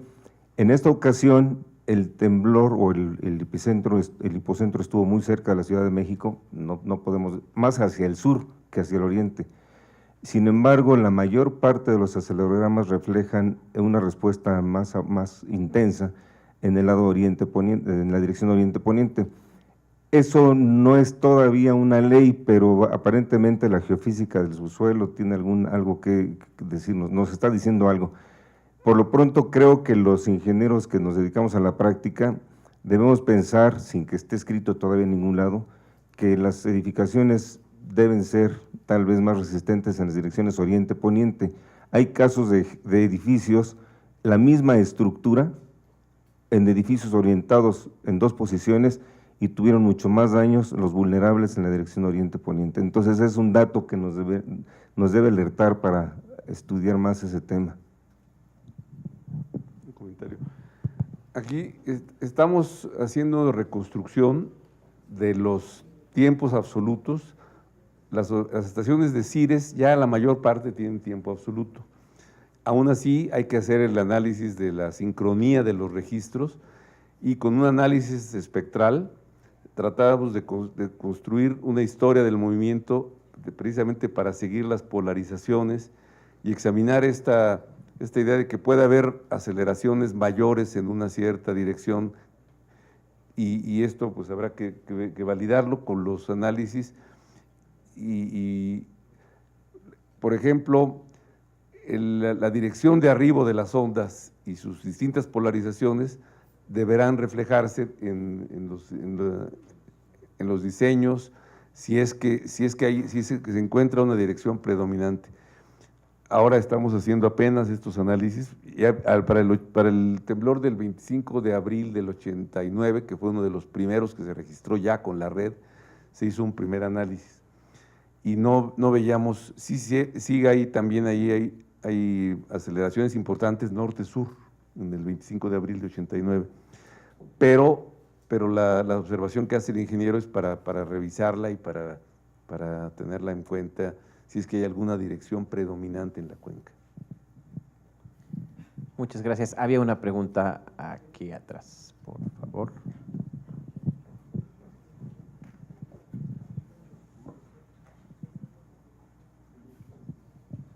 Gracias. Buenas noches. Yo soy René Jasso, soy egresado de la generación 89 de Ingeniería Civil. Primero que nada te felicito, Carlos, porque aunque no te conozco, veo que la escuela está en buenas manos, la facultad, al igual que a Edmundo, y me da gusto ver también la continuidad acerca de los clubes estudiantiles, ¿no? que se ha mantenido, que será de gran ayuda y que a futuro, pues evidentemente, siga así, ¿no? Yo quisiera señalar que, en mi opinión, a raíz de este sismo, y siendo muy claros, lo que ocurrió en la ciudad fue poco. Perfectamente pudo haber sido una tragedia de mayores daños, tanto en vidas humanas como en daños materiales. Y en los medios de comunicación muchas veces se ataca a los constructores, estructuristas, directores responsables de obra, etcétera, siendo que la ingeniería civil mexicana y en particular la ingeniería sísmica es de las mejores y si no es que la mejor del mundo, ¿no?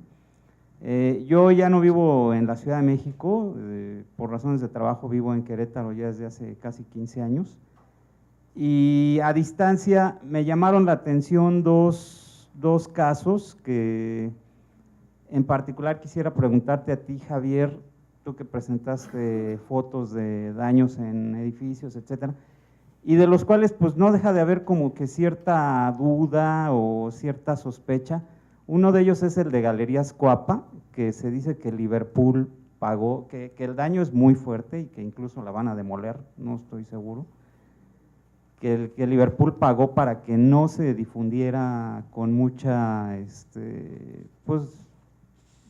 con una amplia difusión el daño que pasó, y otro el campus del Tecnológico de Monterrey, que dicen que de 15 edificios hay 12 que están, pues no colapsados, pero con daño estructural fuerte.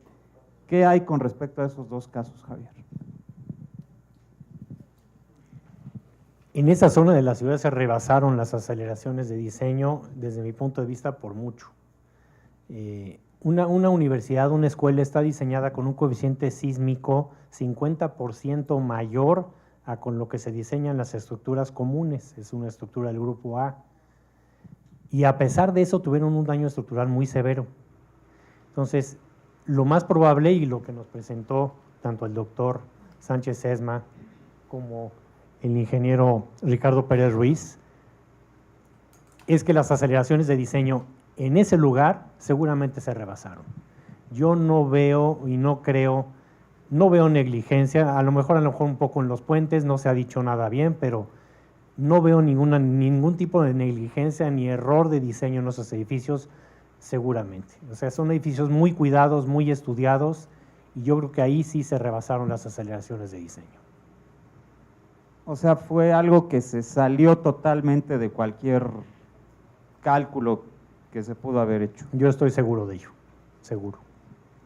Y respecto al manejo que se le ha dado de la situación por parte del tecnológico, a tratar de, pues en cierto modo, de ocultar la información. También se dice que hay peritajes que no reflejan lo que en realidad pasó.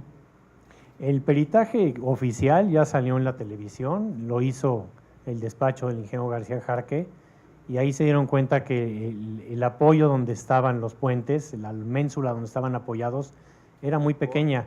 Los edificios se movieron hacia afuera de los puentes y el puente se salió del apoyo, no era suficiente la distancia y por eso se cayeron. Y en cuanto al daño estructural de los edificios se ha dicho mucho, se dice que sí están muy dañados, pero realmente fue por eso, ¿no? Y en cuanto a ocultar la información, bueno, pues también hay que entenderlos, están cuidando su prestigio, ¿no? Ellos mandaron diseñar un edificio, el ingeniero de buena fe lo diseñó según él bien, con un espectro que le dio el reglamento de construcciones, y bueno, pues se dañó. Entonces realmente el TEC de Monterrey a lo mejor no tiene mucho la culpa, y tienen razón en querer conservar su prestigio. Yo así lo veo. Gracias y felicidades de nuevo. Allá al fondo tenemos una tercera pregunta.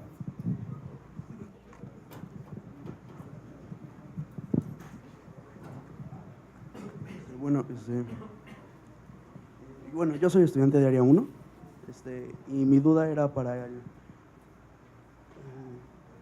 maestro Ribé. ¿A qué se deben las contradicciones entre los reportes sobre estructuras?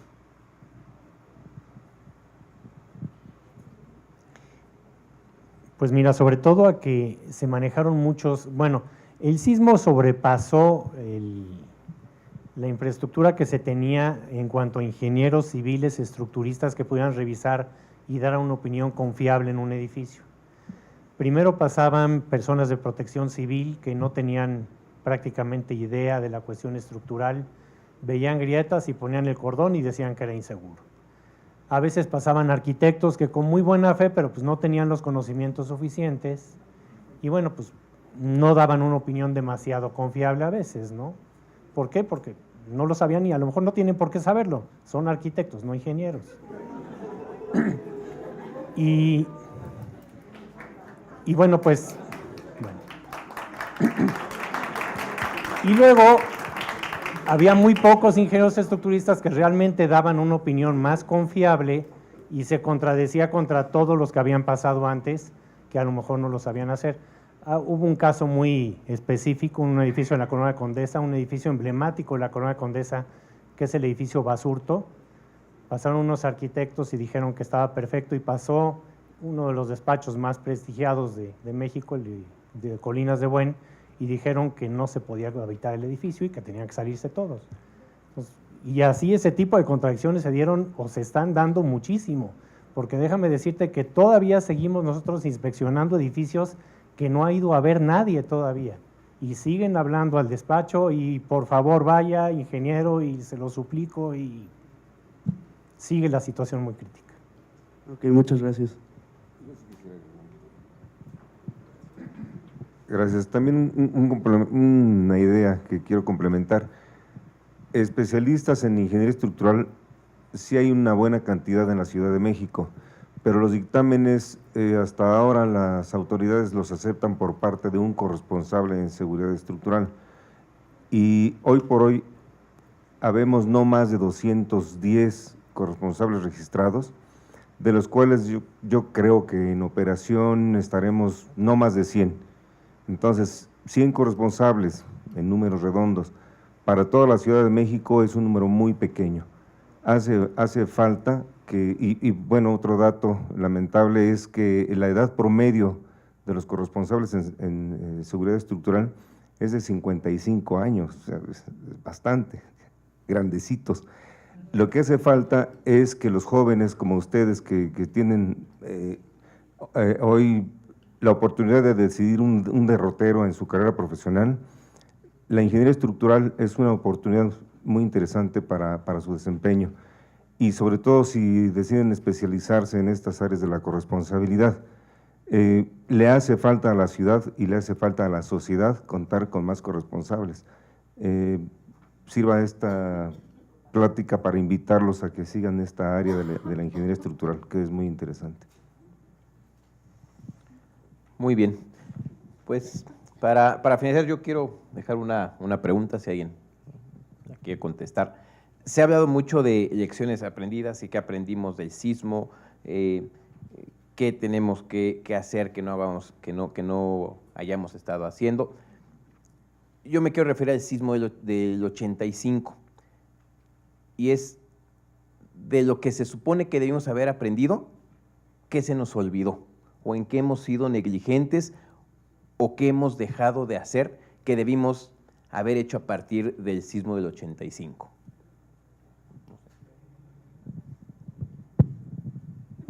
Pues una de las cuestiones que se aprendieron del sismo del 85 fue el concepto de la ductilidad. Se vio que las estructuras que fallaron, muchas de las estructuras que fallaron, se dieron a que no tenían mecanismos de disipación de energía. Entonces vimos fallas de punzonamiento. Debimos haber aprendido que los sistemas estructurales de losas muy rígidas, de casetones, con columnas relativamente flexibles, dieron lugares a pérdidas ¿cómo se dice?, de soporte, y hubo punzonamiento, de edificios que cayeron, que se hicieron como sándwich, precisamente porque por el movimiento largo se perdió ductilidad y no tuvieron la suficiente capacidad de deformación. Y entonces esa es una de las cosas que se creyeron haber aprendido en el 85. Los detalles en el 85 se vio también problemas de planta baja flexible, hubo primer piso débil, y creo que en el reglamento de construcción y las normas de emergencia se aprendieron estas cuestiones, y las normas protegían, se dieron mayores restricciones para garantizar ductilidad en las estructuras.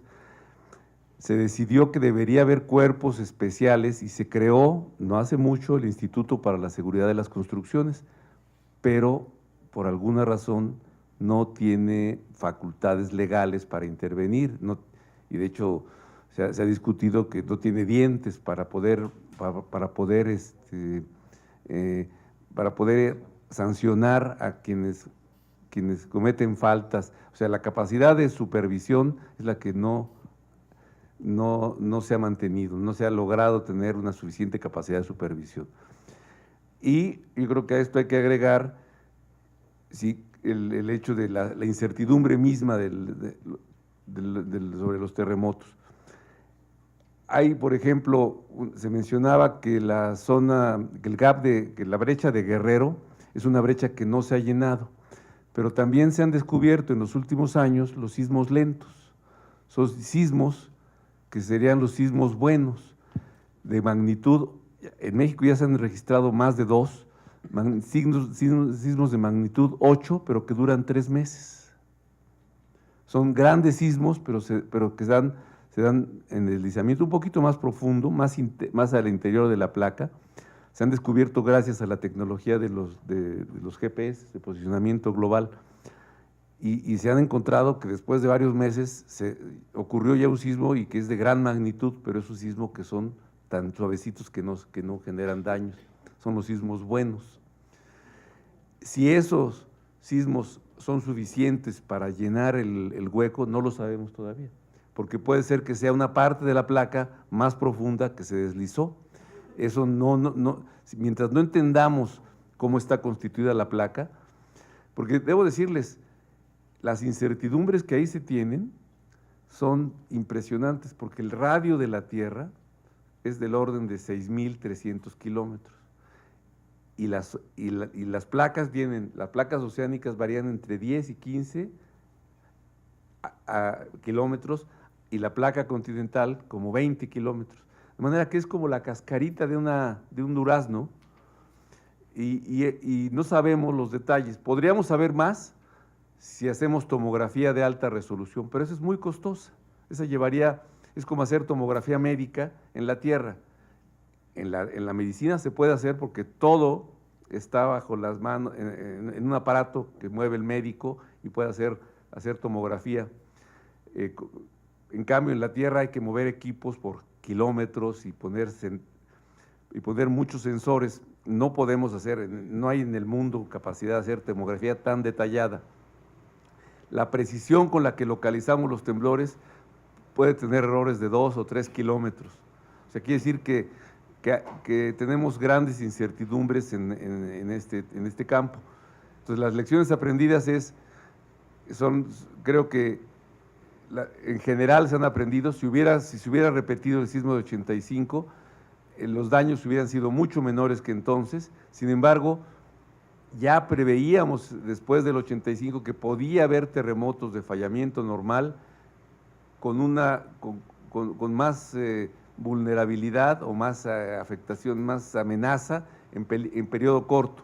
Ya sabíamos que existían, pero y de hecho las previsiones pues se quedaron un poco cortas, pero era por falta de conocimiento. Entonces, las lecciones son las que la misma naturaleza nos va dando, se han ido aprendiendo, y quizás ahora podemos tener reglamentos que se verifiquen más a menudo. Quizás el concepto de responsable de obra debería verificarse y darle más instrumentos al Instituto de Seguridad de las Construcciones para que intervenga. Ese sería mi comentario. ¿Algún otro comentario? Sí. Algo también que, pues, en general el gobierno, bueno, no ha querido así considerar dentro de su legislación, es que habría que hacer una revisión de todas aquellas edificaciones que fueron realizadas que no fueron con el reglamento actual. Si se revisaran muchas edificaciones con el reglamento actual, seguramente no pasarían y habría que reforzarlas. Nadie del gobierno, en muchos foros de ingeniería estructural siempre se ha mencionado eso, pero nadie se ha atrevido todavía a hacer una propuesta de ley para obligar a que los dueños de los edificios hagan ese tipo de revisión. Pero creo que es algo que faltaría o algo que se debería de implementar aquí en la Ciudad de México. Muy bien. Pues quiero agradecer a nuestros 4 panelistas que hayan participado esta tarde con nosotros. Sin duda fue muy ilustrativo, fue un panel muy interesante y bueno, el material que prepararon, el tiempo que nos destinaron y que se hayan trazado hasta acá en viernes. Muchísimas gracias a los cuatro, es un gusto y un orgullo para nosotros que nos acompañen. Muchas gracias. Y para entregar los reconocimientos a nuestros panelistas, le pido al ingeniero Edmundo Barrera, nuestro director de la facultad, que haga favor de acompañarnos acá al frente.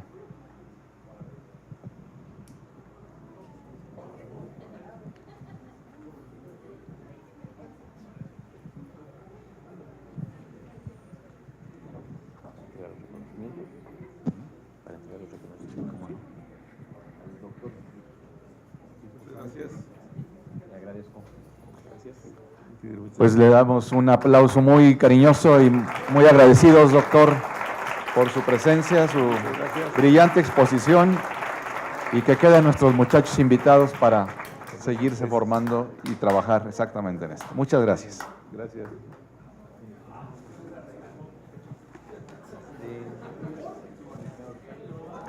Al ingeniero Ricardo Pérez Ruiz, igualmente, pues muchas gracias, ingeniero, por su presencia esta tarde.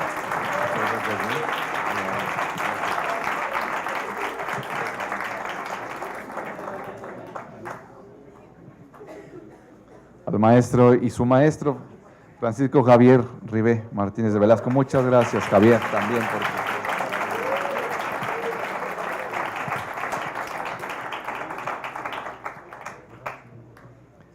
Y al doctor Fernando Vera Vadillo, muchas gracias también por tus reflexiones, Fernando. Gracias.